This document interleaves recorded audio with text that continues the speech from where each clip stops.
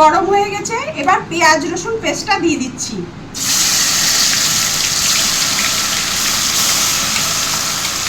কাঁচা পাকা লঙ্কা পেস্টও দিয়ে দিচ্ছি।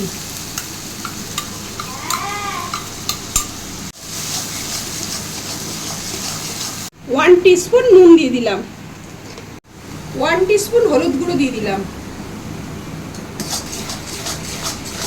কিছুক্ষণ তেলের সাথে মশলাকে কষিয়ে নিয়েছি। এবার কালার হবার জন্য 1 টিস্পুন রেড চিলি পাউডার দিয়ে দিলাম।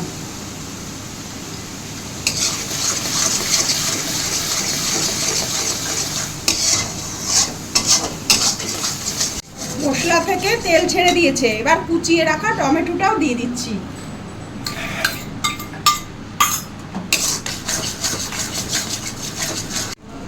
মশলা ভালো মতো কষানো হয়ে গেছে, মশলা থেকে তেল ছেড়ে দিয়েছে। এবার মিট মশলার গুঁড়ো একটু দিয়ে দেব।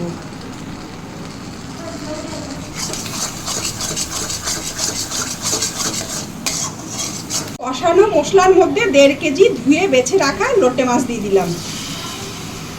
এবার ভালো করে মশলার সাথে লোটে মাছটা মিশিয়ে নেব।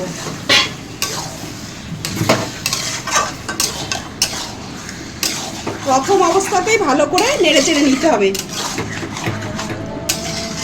লো টু মিডিয়ামে গ্যাসের ফ্লেমটা রেখে এবার ঢেকে দিলাম।